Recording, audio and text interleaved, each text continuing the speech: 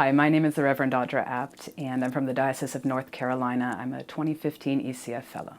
I am right now the pastor and sacramental minister for a base community, or house church, is maybe more the term we use, a multicultural, multilingual based community in Greensboro, North Carolina. It's composed of people who speak Spanish, people who speak English.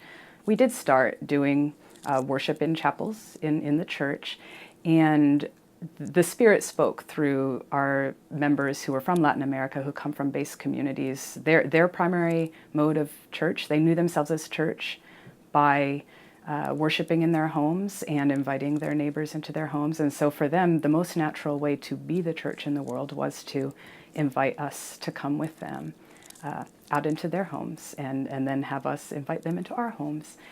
And opening the doors of our church to kind of let the walls of the church recede behind us and see ourselves as the church in the world, as in need of a place because we had no place, is an awesome thing. There are times when it would be a lot easier to have a place to call people to, and yet one thing that it means is that we are gaining a sense of we depend on the grace of God and the hospitality of our community, both our members who are participants and the wider community, to be who we are, which is the hands and the feet of Christ. One of the spiritual disciplines that it takes, I think, to step out of the church and be the church in the world is to let go of the notion that I'm bringing Christ to the world, but that in fact God is already very active. God is already present, and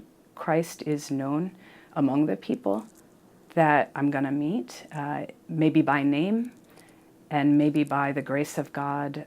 There is hope that is going to be shared with me. Part of the institutional transformation that needs to take place is not many people are able to get paid through normal channels to give their best time and energies to this work. So to be able to have some salary support from ECF, it really does make it possible for me to explore for 3 years what this could look like. Now, also, what I do know and what I've started to be able to learn just in being introduced to the ECF Fellows is that there are others at a distance from me who are engaged in very similar work or asking similar questions. I want to be in touch with them. I want to be learning with them.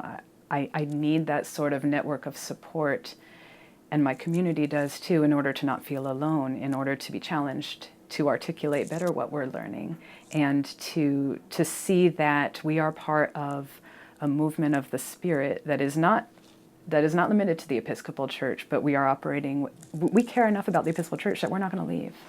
To have the chance for 3 years to be immersed in a dialogue, a conversation with others who are also feeling that yearning and that impulse to do something now and see what we can learn is a blessing beyond measure.